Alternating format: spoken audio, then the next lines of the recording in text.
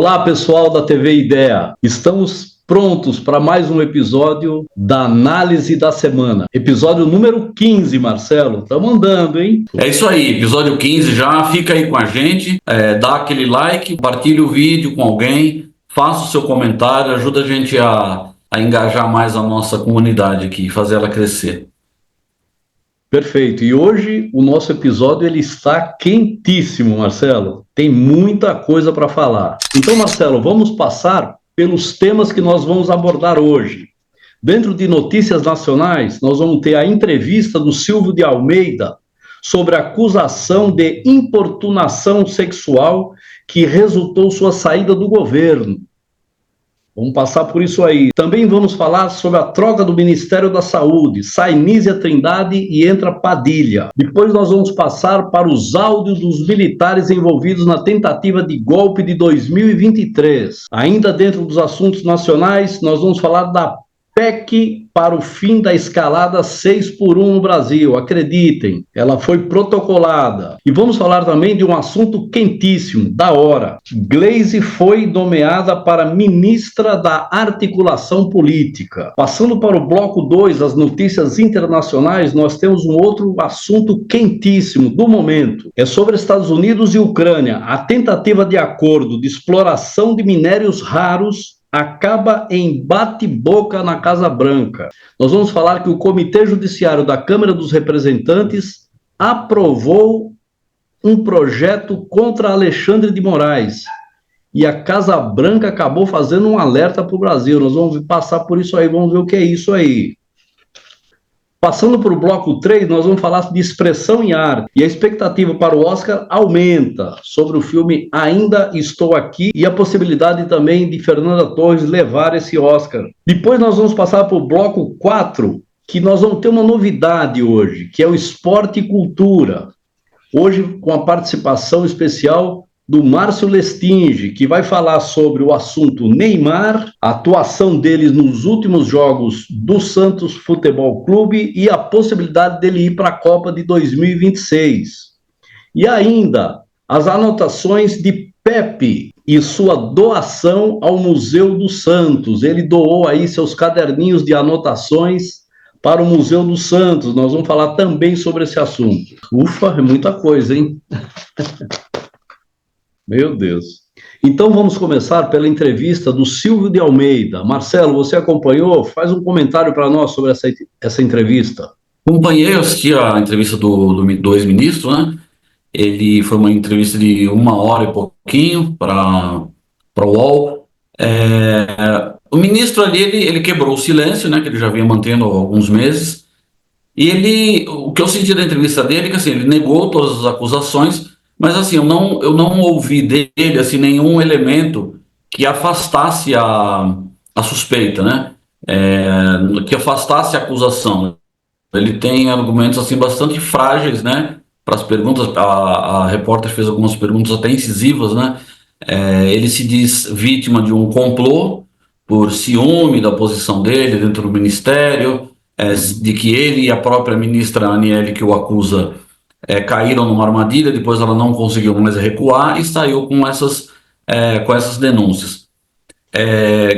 A Polícia Federal está investigando, aliás, eu não entendo por que essa investigação está demorando tanto, eu não sei se é um caso tão complexo assim que a Polícia Federal não consegue dar um desfecho, mas do ponto de vista criminal eu acho difícil que se prove alguma coisa contra o ministro, a não ser que tenha alguma mensagem, alguma coisa gravada ali que explicite essa ação dele. Agora, do ponto de vista político, do ponto de vista até da reputação, ela já está bastante arranhada. E eu não, assim, de novo, os argumentos que ele traz são bastante frágeis. Por exemplo, a repórter perguntou para ele: por que você acha que as mulheres inventariam uma mentira desse nível contra o senhor? A resposta dele foi bastante simplória. Ele disse: olha, eu não sei o que passa na cabeça das pessoas. Então, assim, é uma situação bastante difícil para ele. Caso essa investigação da Polícia Federal não aponte provas e ele acabe tendo o caso arquivado, ele pode usar esse fato até para tentar recuperar a reputação dele, que está bastante arranhada. Entendi. Eu teria uma perguntinha para te fazer, que é o seguinte: você, Sim. você acha que o Silvio usou aquela velha tentativa de culpar a vítima? De certa forma, sim. Porque ele disse que ele foi. Quando ele diz que ele foi vítima de uma armação, ele está colocando a culpa na vítima, né? Está Ele tenta, de uma. responsabilizando a vítima, né? Isso. Ele está tentando passar a responsabilização para a vítima. Isso é muito Ele grave. usa, ele usou ele usou desse argumento, que ele caiu ali como se fosse num complô, né, contra ele. Certo. A gente sabe que o meio político tem esse tipo de coisa, mas não passando pela acusação de importunação sexual, porque é uma acusação muito grave e até para a mulher, como vítima, ela é muito difícil para ela denunciar esse tipo de coisa. A ministra já se pronunciou e ela falou exatamente isso, que ele usa da velha tática de responsabilizar a vítima. Puxa vida. É um assunto complexo, né? Vamos passar para o Bem próximo tema? complexo. Vamos embora. Bom, vamos falar agora da troca no Ministério da Saúde. Saiu a Anísia e entrou Padilha no Ministério da Saúde. Como é que Exatamente. você viu isso aí, Marcelo? Alexandre Padilha, que já foi titular dessa mesma pasta, né, no governo Dilma, ele é a pessoa que criou o programa Mais Médicos, né, foi na gestão dele, programa que foi criminosamente é, banido, né, pelo governo Bolsonaro, né, que acabou com o programa Mais Médicos e não trouxe nada para o lugar. E agora ele volta à pasta da saúde no governo Lula, com a saída da Anísia. A doutora Anísia, que é uma médica de primeiro gabarito, ela é uma cientista, é ex-presidente da Fiocruz, mas como ministra da Saúde ela acabou não entregando o que se espera dessa pasta. Vamos lembrar que nós tivemos aí no começo de 2024 aquele aumento significativo dos casos de dengue, que isso pegou Sim, muito isso pesado, né, para o decisivo. governo Lula. E a ministra também, além de não ter conseguido emplacar, repito, apesar de ser um quadro técnico de primeira grandeza, ela não conseguiu emplacar politicamente e acabou que o ministério, o Padilha também é médico e também é político. Então esse ministério ele precisa se comunicar melhor com a população, precisa se comunicar melhor com as outras casas de governo, né, a Assembleia, não, a Câmara, o Senado. Então, infelizmente, né, teve que haver essa troca aí pro governo que se propõe a se reeleger, tem um desempenho melhor nesses 2 anos que faltam de mandato. E aí a gente já assiste a queda da representação feminina no governo, né? Começou com 11 e já são É. 8, se não me engano, né? Caiu bastante, Essa foi uma promessa de campanha do Lula, que ele né? também não está entregando. A gente entende as razões da política para que essas trocas sejam feitas, mas sim, acaba que a representação feminina não está alcançando os níveis que ele prometeu na campanha. E o Também, eleitorado feminino foi muito importante para aham, o Lula ganhar essa eleição. certo. E também nessa hora, né, o que vale mesmo é a composição política, né, na Câmara, né? Com certeza isso vai ter Exatamente. um peso aí na composição na hora de buscar apoio na Câmara, tá certo? E essa é a hora. Essa é a conta, né? Essa é a conta que no final acaba É, sendo valendo, vamos dizer assim, né? é isso Então aí. vamos passar para o outro tema, Marcelo. Os áudios de militares envolvidos na tentativa de golpe de 2023. Que áudios malucos foram esses aí que expuseram, né? Colocaram em evidência ainda mais as Forças Armadas. Esses áudios são a materialização do escândalo, né, que foi essa tentativa de golpe. Uhum. Ali traz materializado exatamente como pensavam esses militares. Eles pressionando o ajudante de ordens para pressionar o presidente a assinar o tal do decreto do golpe. Por outro lado, militares de alta patente, generais, tenentes-coronéis, generais de 4 estrelas, em contato com as Forças Armadas, articulando para que as Forças Armadas entrassem no golpe. E, enfim, está materializado, na minha opinião, não só a tentativa de golpe, como o envolvimento dos civis também. Nos civis que eu digo, Civis e militares o juntos. presidente, exatamente. Nesse Pode caso, adiante. você acredita que as Forças Armadas deveriam abrir uma sindicância, um processo interno, né, para apurar responsabilidades? Eu não sei bem como funciona essa questão da justiça militar, mas até onde eu apurei, né, e tomei conhecimento, é, todo militar que for condenado na justiça civil há mais de 2 anos de prisão, ele também passará por um julgamento na justiça militar. Esse julgamento na justiça militar pode representar, inclusive, a perda da patente, perda de aposentadoria, no caso dos militares que estão ou passarão para a reserva. E Ah, isso explica, inclusive, por que um dos pedidos do Mauro Cid na delação foi que ele não fosse condenado a um período de prisão acima de 2 anos, porque ele conhece conhece as o regras. regime, né, como é a regra dentro da área militar, então ele já se resguardar para que ele não seja alvo de um processo na esfera militar com que ele perca a patente. Lembrando que ele é tenente-coronel, ele tá no último degrau estava no último degrau para virar general. Então ele já tem uma patente bastante alta. E perder, assim, oficialmente, vai perder o soldo, vai perder os benefícios, enfim. Entendi. Então, assim, o que se espera é que dentro da após condenados, esses militares, eles passem a responder também um processo da justiça militar. Bastante complexo, né? E cheio de provas, né? Cheio de elementos que certamente vai acabar em condenação. Não vejo como ser diferente. Vamos passar para o próximo assunto? Vamos. Vamos falar agora sobre a PEC para o fim da escalada 6x1 no Brasil. E aí, será que isso aí caminha mesmo dentro do Congresso? O Olha, que você acha? eu acho que vai ser uma discussão bastante intensa. Essa PEC foi protocolada pela deputada Erika Hilton, de São Paulo. Ela fez a defesa, né? Ela Uhum. conta com apoio, evidentemente, do PSOL e por parte de alguns partidos de esquerda, mas o governo ainda não entrou nessa discussão como favorável. Até passa essa impressão que o governo preferia não discutir isso nesse momento. Então, Interessante. é uma discussão. É um governo de direita ou de esquerda, hein? Eu pergunto. Passa a impressão que o governo preferia que isso não entrasse em Não discussão. entrasse em discussão. Mas foi protocolado, isso vai ter que tramitar de alguma forma, né?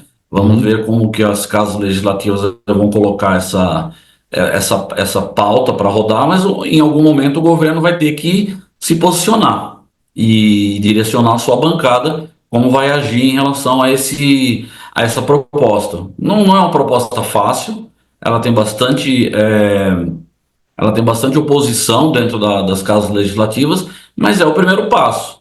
Foi assim que as coisas foram acontecendo. É uma conquista trabalhista, né? Tem Exatamente. muita coisa positiva, né, que pode ser argumentada, obviamente, né? Eu até Eu eu levantei um gostei da ponto explicação. aqui, na Alemanha, em 2024, Uhum.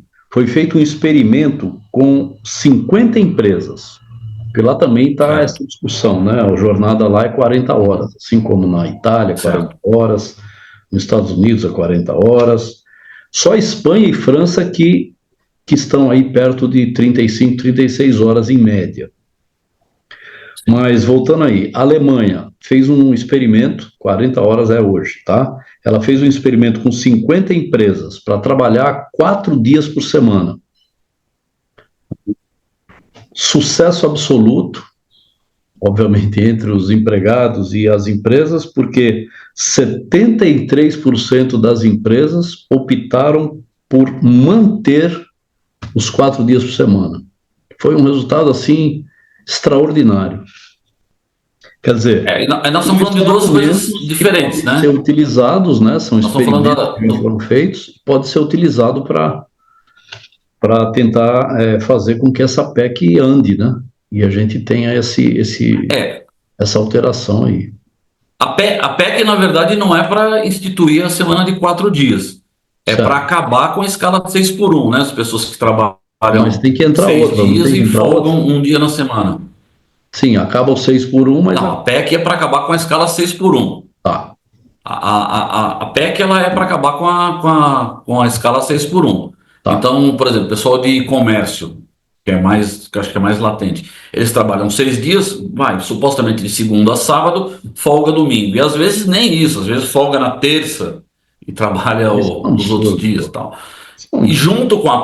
junto com a PEC existe também a tentativa de redução de horas semanais. Não prevê semana de 4 dias, mas prevê uma redução de carga horária na semana para 36 horas. Alguma coisa assim. Há quem diga que essa é a moeda de troca para lá na frente falar, bom, então a gente acaba com 6x1, mas Ele ficam mantidas 44 horas. mantém a jornada É. com 40 horas, é isso?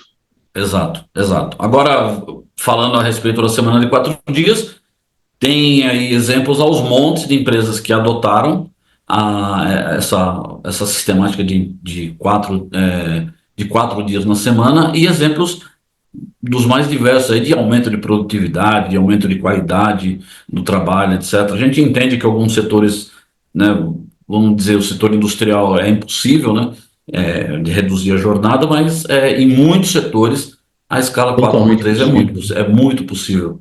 É, E, obviamente, sem redução de salário, né? Mantendo os salários. sem redução de salário. Muito bem. Vamos agora para o próximo tema dentro dos assuntos nacionais, que é um assunto urgente. Acabou de acontecer isso aí. Uhum. Gleisi foi nomeada para Ministério da Articulação Política. Como é que você vê isso aí? Uma surpresa, não? Isso foi surpresa. Esperava-se a Gleisi que fosse assumir a Secretaria-Geral de Governo, né? Que é um cargo ali dentro do Palácio Planalto também, mas não ligado à articulação política.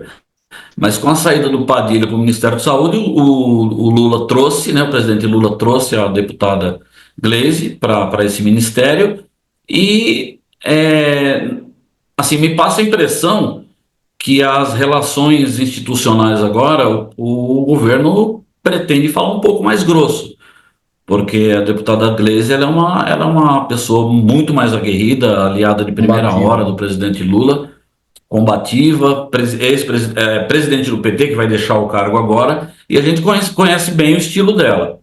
Ela tem uma ótima relação com o deputado Hugo Mota, que é o presidente da Câmara, o que facilitou essa nomeação dela. Ela já foi senadora, já foi deputada de outros mandatos, então é uma parlamentar experiente e vai trazer agora a negociação do governo, no meu modo de entender, no estilo mais Gleisi de ser, que eu creio que seja um pouco, não agressivo, mas de maneira mais decidida em nome do governo. Porque hoje o governo está encurralado pelo Congresso. Então precisa realmente alguém que combata melhor, E que que deixe entregue, claro o que né? está Que o maior acontecendo no problema do Congresso. governo hoje é não entregar, né? A reclamação que urge com relação ao ministro Padilha é exatamente que eles não estavam conseguindo entregar, principalmente a questão das emendas, né, parlamentares. E ela vai ter que fazer um trabalho de bastidor e articulação junto ao presidente para fazer com que aquilo que for prometido aos deputados seja cumprido, porque senão Exato, uma vota pessoa que e vai não deixar cumpre, claro. você faz isso uma vez, depois nunca mais, né? É, então, uma pessoa que deixe claro para a sociedade o que está acontecendo nessas negociações. E venha, né, Né? expor o que Porque está hoje o acontecendo Congresso ele e de preferência consome. que seja transparente, né? Que sejam as coisas bastante transparentes com relação a essas emendas, né? Que normalmente tem sido uma caixa preta aí. Porque hoje o Congresso ele consome boa parte do orçamento nessas emendas, mas ele não assume a responsabilidade por absolutamente nada Pois é. que não seja entregue ou que não dê certo. Então, eu espero da deputada Gleisi que ela coloque um pouco mais de luz sobre tudo isso. Entendi. Bom, então vamos passar para a área internacional. Também estamos Sim. aí com uma notícia quentíssima e aconteceu um bate-boca na Casa Branca entre o Zelensky e o Trump. Já com Exatamente repercussões globais. durante a reunião onde estava se tentando fechar um acordo de exploração de minérios raros, cuja a Ucrânia ela tem aí, se eu não me engano, 10 a 15% de todo o minério raro do planeta. E esse acordo 50% acabou não do sendo PIB fechado por ucraniano vem causa daí. desse impasse que aconteceu na Casa Branca. Conta para nós aí o que aconteceu, Marcelo. Olha, eu não sei se é comum a Casa Branca transmitir ao vivo as Pois é, reuniões no Salão Oval. É a primeira vez que estranho eu tomei isso. conhecimento disso, né? Se alguém puder até comentar se isso é normal. Eu sei que há gravação, Nunca alguma vi, coisa é Marcelo. liberada, normalmente sem o som ambiente, né? Sim, Sempre com uma narração por cima. E dessa vez foi ao vivo, né? O que passou para mim é que o Zelensky ele caiu numa armadilha, uma arapuca. Ele foi ali escrachado em rede mundial praticamente, né? Ele muito foi estranho. colocado na parede, ele foi dado como ele foi dado como responsável pela guerra, né? Pois é, Enfim, com quem viu, né? O Trump acusou responsabilizou. ele de estar jogando com uma possível terceira guerra mundial, né? Uma acusação assim bastante pesada. E Exato. isso já tem repercussão global. Do lado da Rússia, completamente a favor do Trump, a ministra das Relações Exteriores deles disse que o vice-presidente Vance e o Donald Trump tiveram um controle emocional muito grande, porque o certo, alguma coisa assim, seria ter agredido o Zelensky, que é um canalha, um mentiroso, etc. E por outro lado, tem os líderes europeus que, em peso, estão defendendo o Zelensky. Não a figura do Zelensky, mas o que ele representa. O Sim, próprio presidente da França, Emmanuel Macron, ele disse: não se pode esquecer que a Ucrânia é o país agredido, o povo ucraniano é o país agredido e a Rússia é o agressor. E ele foi seguido pelo primeiro-ministro da Espanha, primeiro-ministro da Polônia, primeiro-ministro de Portugal. Então a Europa fora a Rússia, está se fechando em defesa do Zelensky. Agora, o que isso vai resultar obviamente, quem mantinha a Ucrânia na guerra com a Rússia é a OTAN, que é os Estados Unidos.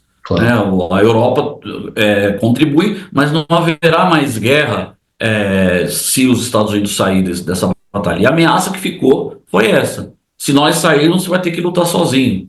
As palavras, assim, palavras do Trump mesmo, né?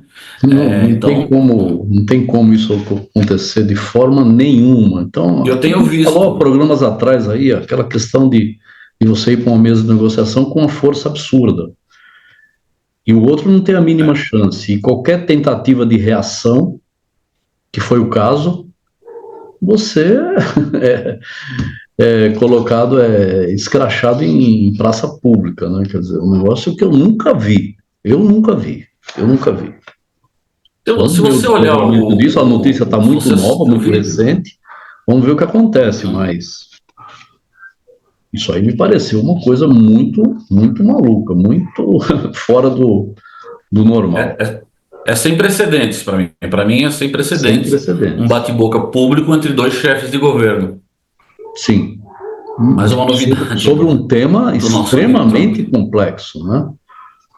Extremamente O que os complexo, Estados Unidos desejam politicamente. é quase uma pilhagem, né? Eles querem, olha, eu te ajudo na Pois é, guerra, mas eu vou pegar metade dos seus para isso aqui metais é raros. meu, para É uma pagar o que você. pilhagem quase. Quer dizer, primeiro É, você ajuda, né? Ajudou para ele enfrentar a Rússia, que já é uma loucura. Quantas pessoas morreram com isso, né? Incontáveis. Incontáveis, né?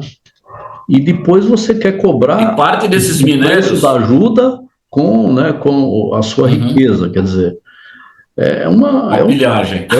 Uma pilhagem, você disse bem, você disse a palavra corretíssima. Ou seja, ele fez a máquina de guerra americana, produziu armas, ganhou dinheiro, enfiou na guerra, agora eles querem... Quer cobrar a conta.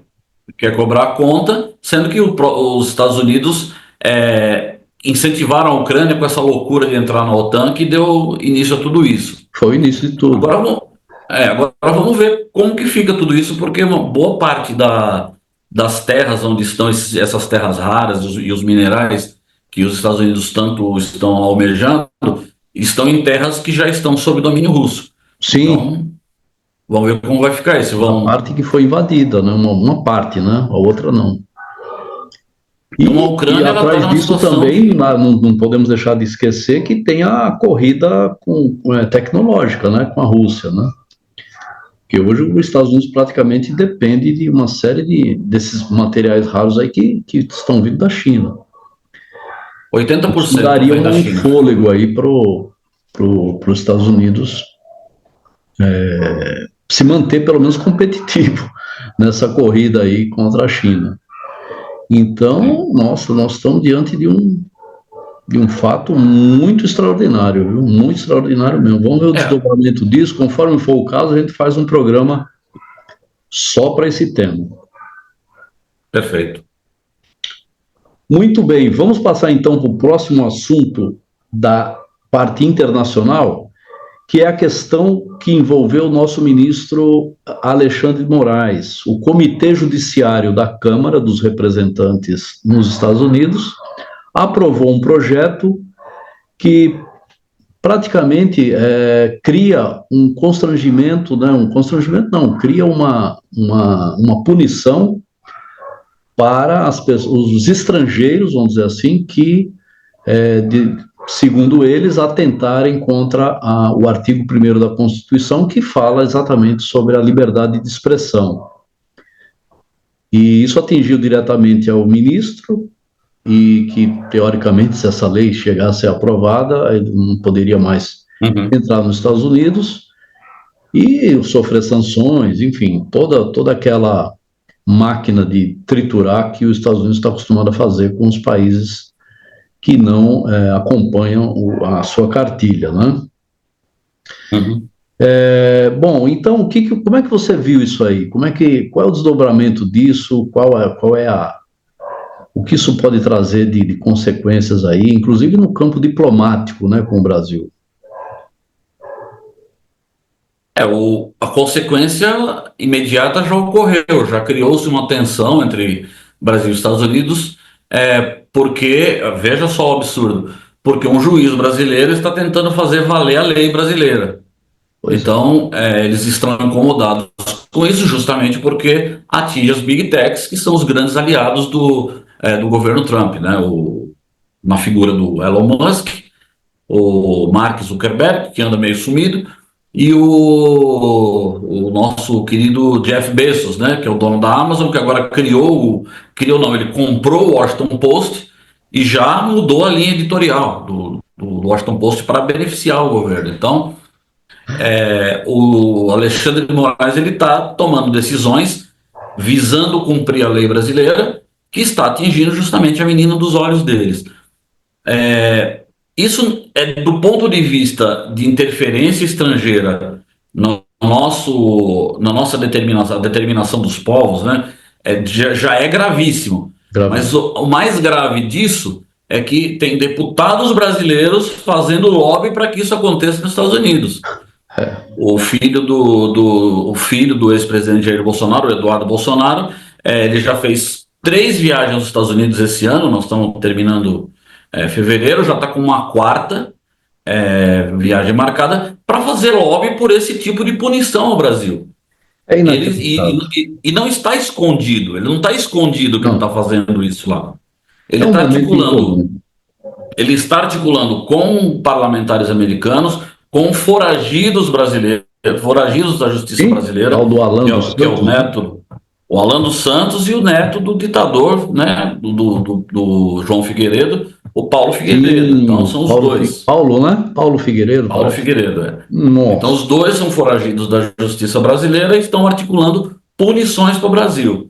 é um negócio. Tanto o PSOL quanto o PT já entraram com denúncias na PGR por crime de lesa pátria. E obviamente, cassação do mandato do deputado, o que talvez não resulte em nada, mas tem que fazer isso mesmo, né? Tem que fazer, claro. A pessoa não pode sair do seu país, ir para um outro país e fazer lobby por punições contra brasileiros e contra as instituições brasileiras. Que o Alexandre de Moraes ele é um ministro da Suprema Corte. Então, essa restrição é contra a Suprema Corte.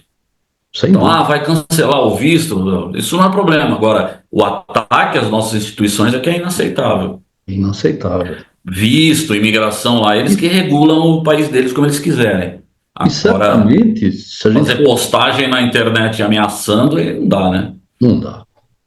E se a gente vai um pouco mais além, por trás disso também, nós estamos falando já das eleições de 2026, né? Porque E com eles virão essa com tudo. liberdade de expressão, entre aspas, aí, é um terreno fértil para eles fazerem o que quiserem, né? Através das big techs e dessas menores também, e fazer a propagação em massa aí de fake news e tudo mais, tudo em nome da liberdade de expressão e ainda ameaçando aqueles que tentam ir contra, né? É um assunto muito Então, complexo, essa questão da veja só o liberdade de paradoxo. expressão, não é simples, precisa ser realmente avaliado e, de certa forma, existe uma certa censura, vamos dizer assim, pode ser confundido com censuras, algumas atitudes, inclusive do Alexandre de Moraes, na minha opinião, claro, mas não dá para ser uma terra sem dono, sem lei, sem, sabe, não tem condição, principalmente porque é óbvio que isso aí vai favorecer a extrema esquerda, a extrema direita no mundo inteiro, inclusive no Brasil, não tem a menor dúvida, né? E a É gente só ver não o que está aconteceu na preparado Alemanha. de forma alguma, agora com inteligência artificial. As coisas que eu acabei de ver aqui, a briga física do Trump, olha, física, entre aspas, do Trump e o Zelensky, Sim. que já está nas redes aí, é uma coisa assim de estarrecedora, quer dizer. Você imagina o que daqui 2 anos, como é que isso vai estar propagado aí na internet, enfim, na Deep Web, né? Enfim. Quer dizer, você não tem democracia que resista um ataque desse. Não tem. E o que eles não querem, É só, democracia mesmo. Não é possível, não é possível. Nós não é estamos só a falando gente ver mais o que acabou de em acontecer na democracia. Alemanha, né? Hã? É só a gente ver o que acabou de acontecer na Alemanha. O Elon Musk ele se engajou na campanha da extrema-direita, do partido Alternativa para a Alemanha, que tem origem nazista, né? Ele se engajou e eles dobraram o número de votos entre uma eleição e outra. Então, eles têm o poder de É um poder muito grande. comunicação para que isso aconteça, né? E eles virão para o Brasil. E Isso a haja gente já frente pode ampla, hein? estar preparado.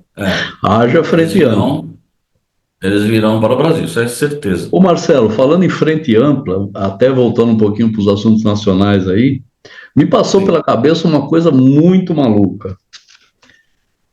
Eu imaginei, não sei, num dia desses aí, eu imaginei o seguinte: o Lula não participando do pleito de 2026 e apoiando o Tarcísio de Freitas. Olha que loucura. Eu pensei o Você. seguinte: se nós tivemos aí em 2022, né? 2022, o apoio da direita, vamos dizer assim, com a esquerda, e formou essa frente ampla contra o fascismo, contra essa obscuridade que está aí, não seria a hora de dar o troco, ou seja, de pagar com a mesma moeda? Quer dizer, é muito louco isso que eu estou pensando, não? Porque, vamos pensar, o O Lula Lula apoiar o Tarcísio é, é bem louco, sim. é muito louco, né? É muito louco. Tá bom. Eu não, Eu assim, acho eu que não não, vejo. eu não Eu vejo, né? não vou dizer que nunca, eu não vou dizer que nunca, porque a política a gente sabe como funciona, mas eu não Exatamente. vejo o Lula apoiar o Tarcísio. O Não, Lula é, não é uma vejo essa hipótese de possibilidade. desespero, assim como você não poderia imaginar que o Alckmin fizesse parte fosse o vice do Lula, assim como você não pudesse imaginar que a Simone Tebet fizesse, né, representante de bancos e agronegócio, tal, fizesse parte do governo Lula. Enfim, se você for recorrer à política no mundo inteiro, e inclusive no Brasil, você na, na, na, nas políticas mais regionais, isso aí é até corriqueiro. Agora é óbvio, né? Na política nacional a coisa muda de figura. O experimento seria assim uma coisa muito extraordinária, né? E também precisa saber se o Tarcísio teria esse interesse, né? A gente já discutiu isso aqui. Mas eu cheguei a pensar, Baseado no eu vou comentar que com o Marcelo só en passant, mas é um assunto que a gente pode depois abordar melhor para frente.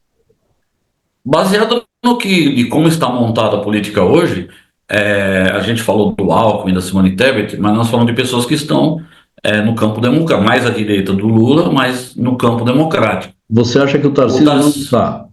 O Tarcísio ele está o realmente Tarcísio, acompanhando essa loucura aí, sendo que ele assim, já foi ministro da Dilma, ministro não, perdão, ele já foi funcionário de alto escalão, né? No governo Lula, governo Dilma e tudo mais. o governo da Dilma. Governo da Dilma e do O Lula Tarcísio também. ele esteve em palanque golpista, palanque para pedir afastamento de ministro do STF. Esses palanques que o Silas Malafaia monta na Avenida Paulista, ele esteve em todos. Na vitória do Trump, ele colocou o bonezinho, Make America Great Again, e ele tem como base de apoio dele o bolsonarismo. Então, da parte dele, apoiado pelo Lula, ele perderia essa parcela de eleitores aí. Então, assim, seria uma loucura tanto para um quanto para outro. Mas, assim, eu estou Suicídio falando hoje de político, uma né? fotografia, eu estou falando fotografia de hoje, Fotografia de hoje, mas claro.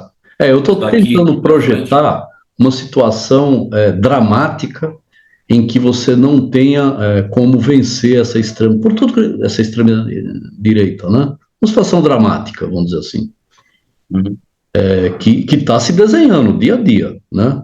Com essas questões aí do,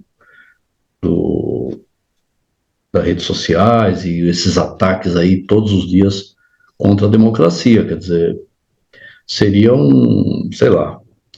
Mas foi só uma pincelada aí para a gente depois amadurecer mais a ideia. E é claro que existem outras composições que podem surtir o mesmo efeito, inclusive com Exato. Lula, uma recuperação, enfim, tudo é possível, né?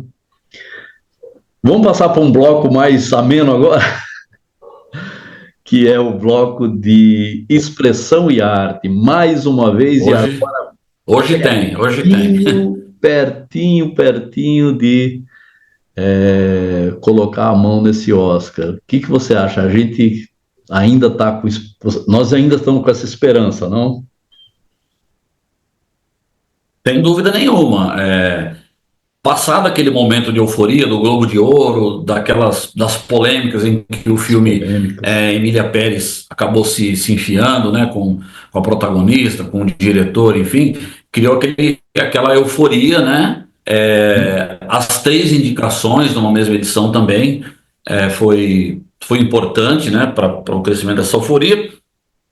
Agora as coisas estão se ajustando melhor, né? Então a gente vê que a questão de melhor filme é muito difícil, né? A própria revista Variety, que eu acho que talvez uma das mais conceituadas aí que faz essas previsões, ela tem um gráfico, não um gráfico, mas uma composição que ela faz que é muito interessante. Ela fala filme que vai ganhar, que ela, né, na previsão, vai ganhar A, pode ganhar B, deveria ganhar. Então, nessas previsões de melhor filme, né? Ainda estou aqui, está em deveria ganhar. Eu achei interessante isso. Ah, interessante. Existe Mas um sentimento, né? Um sentimento de, quer dizer, um tem uma sentimento que vontade. cresceu, É, um sentimento que cresceu no chamado momento exato, né? Que foi a vitória do Trump, os primeiros dias do governo, com tudo que a gente, né, até analisou bastante aqui. claro. Então, assim, baseado naquilo que a gente que lê todo dia aí dos veículos aí mais conceituados, né, nessa questão do Oscar, nós estamos muito, mas muito fortes mesmo no melhor filme de língua não inglesa e muito forte mesmo, assim, tipo, com a mão na taça, e muito fortes com a Fernanda como melhor Melhor atriz. atriz. Tem lá Tem lá uma Demi Moore, que está muito forte também, até é dada como favorita por algumas publicações. Tem uma outra atriz que agora me foge o nome, mas ela é do filme Anora, que é uma que está correndo por trás aí que pode ganhar, né, segundo essas publicações. Mas eu acho assim, eu tô com um sentimento de que chegou a hora, viu? Chegou o dia que o Tomara. Brasil vai trazer uma estatueta. Em pleno carnaval, hein? Vai Se ser. a, Pleno carnaval. Eu acho muito difícil o melhor filme. Só aconteceu Ah, isso uma vez com Parasita. Melhor filme estrangeiro muito forte. E eu tô assim, eu quero demais que a Fernanda Torres ganhe o Oscar. Assim, eu virei tiete de primeira linha, de primeira não, ela é momento aí. ótima, ela é ótima. Ela é ótima, excelente. E a mãe dela é melhor ainda, né? Então, mano, torcida, tá chegando o dia, é depois de amanhã. Chegando, depois da mãe está muito perto. Impressionante. É. Uhum. E agora vamos passar para a novidade do nosso análise de semana nesse episódio 15. Né? Nesse bloco número 4, nós vamos falar do esporte é cultura. Então vamos pôr o Márcio no ar agora. O Márcio está entrando. Tá maravilha. Tá me ouvindo bem, Márcio? Estou bem, ouvindo bem. Então agora vamos para o bloco número 4, esporte é cultura. E hoje com a presença do Márcio Lestinge. Tudo bem? Boa noite, Arnóbio. Boa noite, Marcelo. Antes de mais nada, obrigado pelo convite.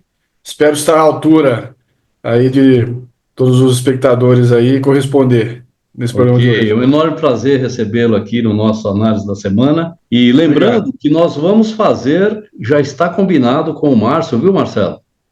Nós vamos fazer um programa que chama-se Esporte e Cultura e vamos falar aí de temas relacionados a futebol e os demais esportes. Nós só estamos começando a organizar as condições para começar a fazer vídeos desse tema. Vai ser muito legal. O Márcio vai trazer muita informação aí, informações novas, coisas menos corriqueiras aí, informações de bastidores mesmo, para brindar a gente aí com suas análises, ok? Mas, então vamos lá, vamos começar o Esporte e a Cultura de hoje, do bloco 4, e 2 temas em cartaz. É a questão do Neymar, como é que foram essas últimas atuações deles no Santos Futebol Clube, a questão do gol olímpico, passando por isso, e falar também se ele vai ter condição de chegar na Copa de 2026, e aí continuar no Santos, tá certo? Continuando no Santos. E vamos falar também de uma coisa muito legal que aconteceu essa semana, que foi a doação de uns cadernos raríssimos de Pepe, o Canhão da Vila, que fez uma doação das suas anotações particulares de anos e anos de clube e de esporte, e fez essa doação para o Museu do Santos Futebol Clube. Uma coisa muito extraordinária, e o Márcio vai nos ajudar a fazer esse comentário. Vamos começar pela questão do Neymar, Márcio? Vamos. Marcelo, desculpa, Márcio. Marcelo, você quer falar alguma coisa antes? Não, eu só queria dar as boas-vindas para o Márcio, agradecer, nós que agradecemos a tua presença aqui, E estou curiosíssimo para ouvir a tua análise. Fica à É uma vontade. Bom, justa. vamos Eu tento ali. comentar sobre o retorno do Neymar, né? Curioso a gente estar vivendo esse retorno, porque nós vimos o início da carreira dele, vimos ele com 15, 16 anos estrear pelo Santos, aquela ascensão meteórica, e agora a gente já está vendo uma parte mais avançada da carreira dele, de retorno para o Brasil, para o clube que o formou, que é muito comum no Santos, né? O Santos tem um histórico de mesclar jogadores experientes, já no terço, no quarto final da carreira, com moleques mais jovens. Então, acho que o primeiro destaque que eu quero dar para esse retorno do Neymar é que, antes de qualquer outra coisa, o que ele representa agora é inspiração. Esse movimento do Neymar retornar ao Santos vai fazer muito moleque querer jogar bola, querer jogar no Santos, ou não necessariamente no Santos, mas querer jogar bola, querer estar com ele. Então é um movimento, é como se fosse o Sol, por gravidade, atraindo os planetas na sua rotação. Boa imagem, boa imagem. No futebol brasileiro, ninguém mais hoje teria condição de fazer isso. Então, acho que esse é o primeiro destaque que eu dou. Não sei se vocês querem comentar alguma coisa em cima disso. A segunda coisa que eu acho interessante é que, já olhando para o lado do Neymar, é que esse movimento que ele fez para a carreira dele é importante para que ele se sinta acolhido, ah, bem recebido, para entregar a arte dele para os torcedores e para os torcedores adversários, né? A gente não pode esquecer que o futebol tem esse capítulo. E embora o capítulo Neymar no Brasil seja muito controverso, quando você contextualiza nos dias de hoje, eu acho que então ele traz, assim, é o único jogador que pode inspirar outras crianças a acordar de manhã e querer ser o que ele é, e ele traz essa, enfim, possibilidade de trazer arte para a gente, como já está entregando, né? O gol olímpico contra a Inter de Limeira, para mim, aquilo lá assim, se você um dia perguntasse que eu espero do futebol, são momentos como esse, né? E a Os reação momentos, dele também foi, a reação dele foi bastante profissional, né? Ele sim, estava sendo ali eu acho que, assediado, eu acho que isso atacado. valorizou mais ele ter entrado na onda da provocação e ter devolvido. Você imagina se a cada provocada ele faz uma jogada antológica dessa, ah, enfim, o retorno esportivo mais que supera o retorno financeiro, porque tem a questão do intangível aí, né? É. Quando você olha para a marca Santos, esse intangível vai se somando e expandindo aí, né? Olhando para frente, o retorno é muito maior do que simplesmente o financeiro que, né? O Santos está tendo também com chegada de novos patrocinadores, né? Então acho que de início são essas duas coisas que eu queria destacar. Eu não sei se vocês Eu queria te fazer uma têm. pergunta, Márcio. Pode fazer. Nesse retorno aí que você explicou, obrigado pelas palavras, né? Eu, como santista, me sinto gratificado, né?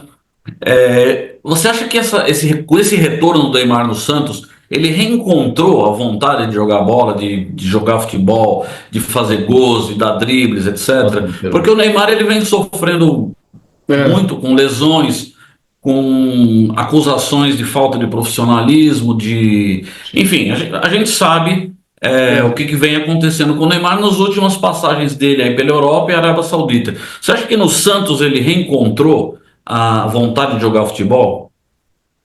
Olha, essa é uma pergunta que assim, só o Neymar vai conseguir responder com sinceridade e espontaneidade, mas as evidências que a gente pode colher é que ele se sentindo à vontade, ele é um entertainer, né? Então ele se sentindo à vontade, ele, enfim, rege o espetáculo, como outros jogadores do passado fizeram na sua vez, e a gente não pode, mesmo que as críticas tenham seu fundo de verdade, a gente não pode ignorar que a dinastia do futebol brasileiro, famosa por tantos jogadores, o último dessa, talvez súdito, é o Neymar.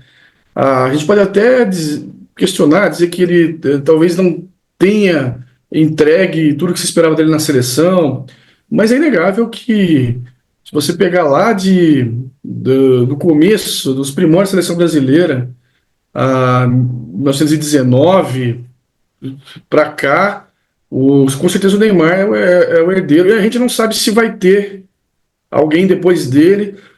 Me parece que nas palavras do próprio Neymar, o único jogador que ele viu que tem alguma coisa que lembre ele mesmo é o Estevão, mas é muito novo ainda, a gente não sabe como que ele vai reagir, né?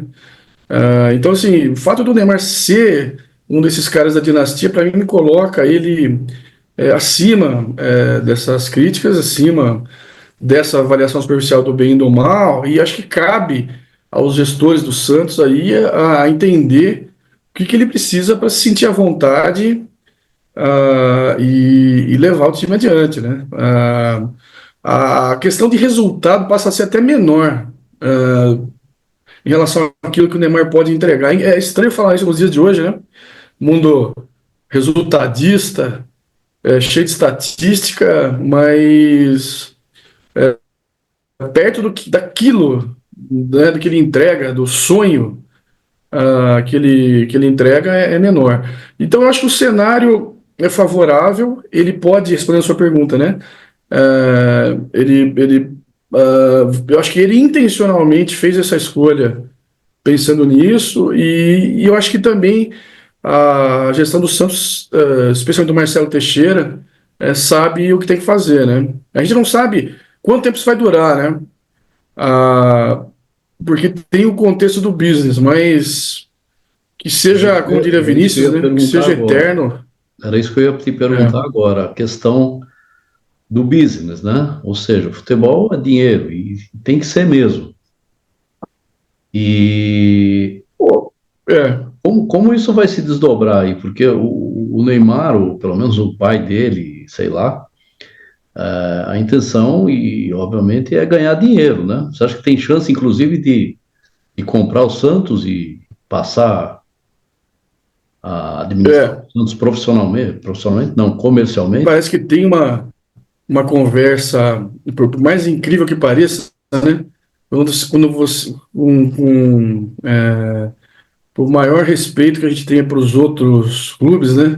Uma coisa é um clube, sei lá, o Coritiba virar uma SAF, outra coisa é o Santos, né? O Santos, para mim, devia ser declarado patrimônio cultural da humanidade, mas olhando para o contexto, para a realidade dos dias de hoje, eu acho que assim, o que o Neymar teria, vamos dizer assim, de alternativas, né? Talvez ele jogar um pouquinho lá no Inter de Miami com os amigos lá, o Messi e Soares. Talvez ele seria tão feliz lá como aqui, não sei. Eu arrisco dizer que não. Absolutamente de acordo. Contaminado pelo coração, eu arrisco dizer que não. A única coisa que me preocupa é que esse mundo que a gente vive aí, cheio de patrulha, né, patrulhamento, acabe por, vamos dizer assim, tirar o prazer do Neymar de estar aqui, né? Porque é óbvio que, assim, a partir do momento que o Santos engrenar, né? Pô, você tem um trio de ataque ali, Soteldo, David Washington, o presidente, e Neymar, e o Santos começar a virar competitivo, não vai ser beijinho e abraço e carinho que ele vai receber em campo, né?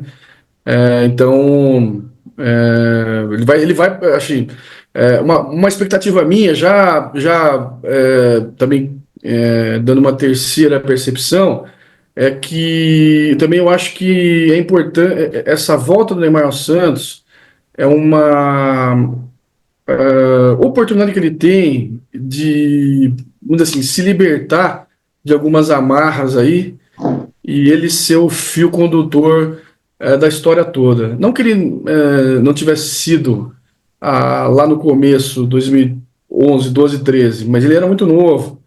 Depois do Barcelona, ele não vivia à sombra do Messi, mas tinha, vamos dizer assim, a hierarquia ali, né, estabelecida. O Paris Saint-Germain trouxe uma série de problemas aí que eu acho que não são do Neymar, são do Paris Saint-Germain, porque a saída do Neymar, o Neymar saiu e o clube continua com os mesmos problemas. Então, eu acho que agora é hora dele, assim como outros jogadores já lideraram ao longo da história, é hora de ele entregar todo o repertório possível, imaginável que ele tem, não só de jogadas como a gente viu, mas também com liderança, com exemplo, oportunidade única que esse rapaz tem de, eu não vou dizer calar os críticos, mas ele não deve, né? Não precisa, isso a ninguém, mas de, vamos dizer assim, se estabelecer numa outra posição. Quando você olhar para trás, você vai olhar o Neymar como hoje você olha o Zico, como você olha o Rivelino, e tantos outros, né? Então, eu acho que essa terceira observação, essa já é uma expectativa minha sobre ele, que eu não sei se ele tem esse desejo, se ele tem. Só para citar, por exemplo, quando isso aconteceu na história, né? O Pelé, quando termina a Copa de 66, no ciclo até 70, foi considerado cego, ultrapassado e tal.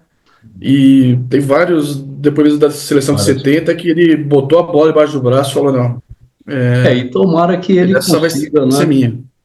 E tomara que ele consiga aproveitar, vamos dizer assim, o Marcelo falou, né?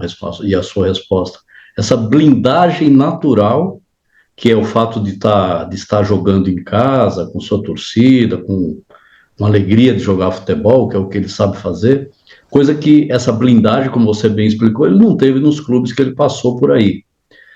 É, Agora não, agora ele talvez não tenha também essa blindagem do ponto de vista mais profissional, mas vai ter uma blindagem natural que é aquilo que o Marcelo levantou, que é a vontade de jogar bola. Acabou. Se você está com vontade de jogar bola, você joga muita bola e ninguém segura. E é isso que a gente espera.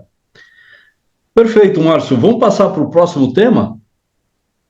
Ou você opa! gostaria de concluir alguma coisa? Não, eu acho que a gente pode voltar ao Neymar daqui a algumas semanas, alguns meses, Sem e dúvida. entender qual Vamos voltar qual está sim. sendo a evolução, né? Aham. Ah, óbvio que a expectativa é que fique cada vez melhor. E é interessante para o futebol brasileiro que a gente tenha o Neymar gerando uma resposta, uma reação positiva nos outros times, né?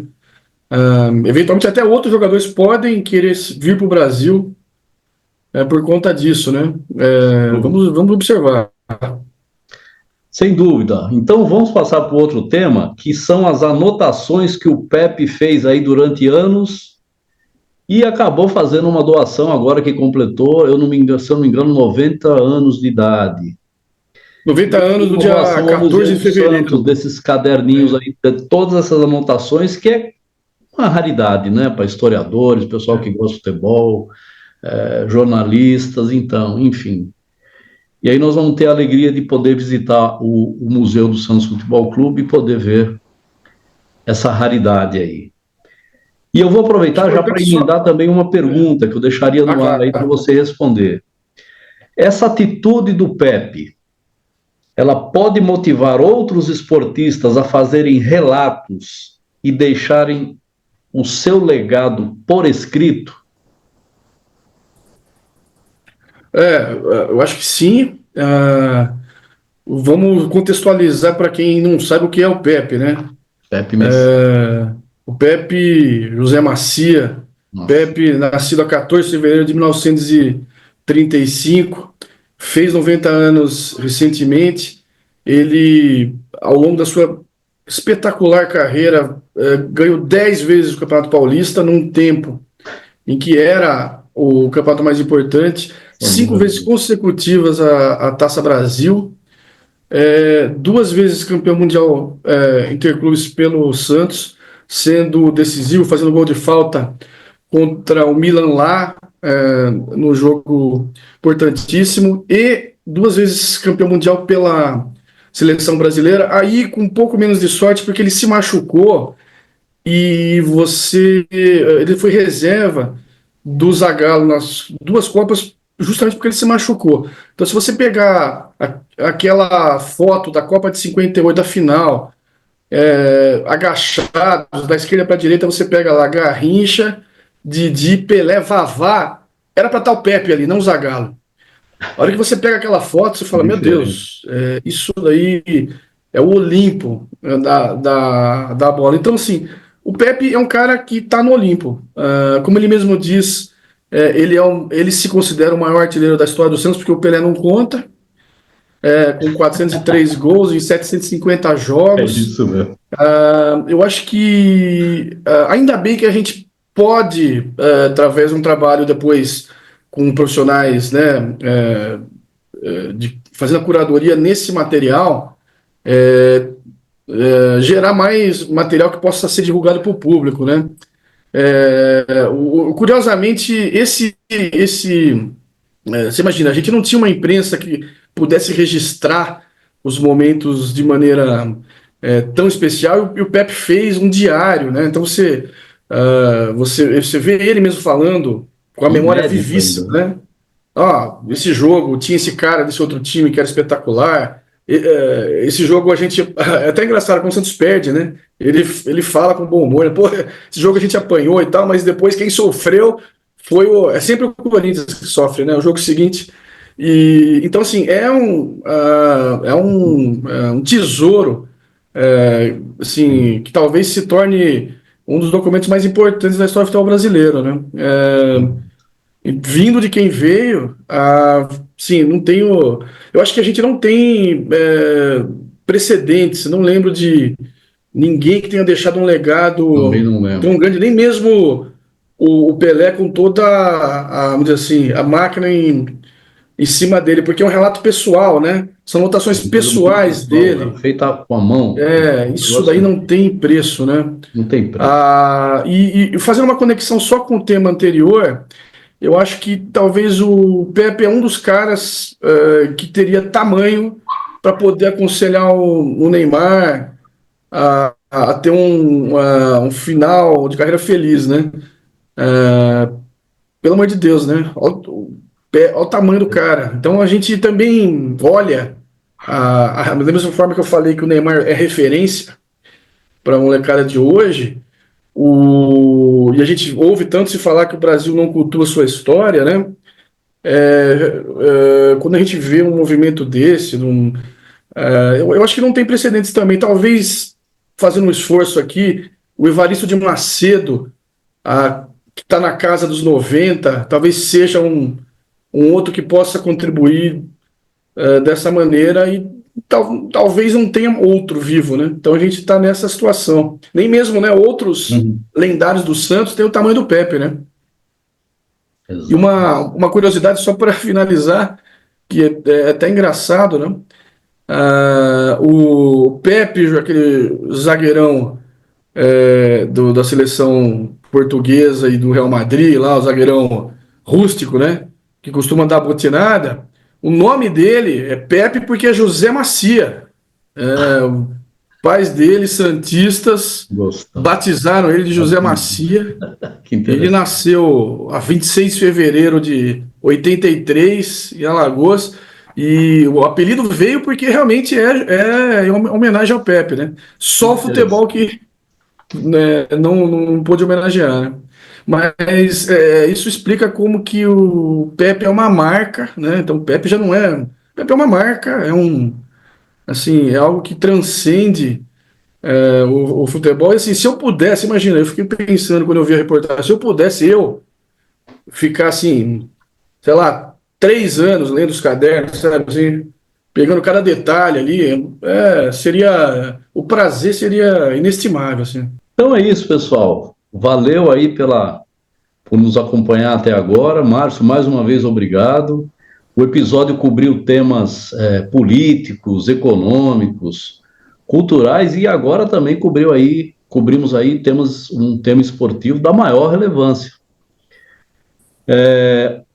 Então vamos refletir um pouco mais sobre tudo isso que nós falamos. Tem muita coisa aí que foram últimas notícias, últimos acontecimentos, e durante a semana a gente vai tentar voltar aqui para fazer uma análise um pouco mais aprofundada sobre esses temas.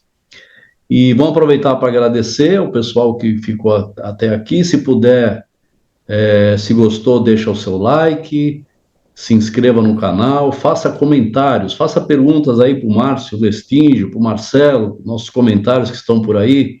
Não precisa concordar com tudo que a gente fala, obviamente, e vamos dialogar. Esse programa tenta ser o mais plural possível e trazer as pessoas se manifestarem, a colocar a sua voz para os demais.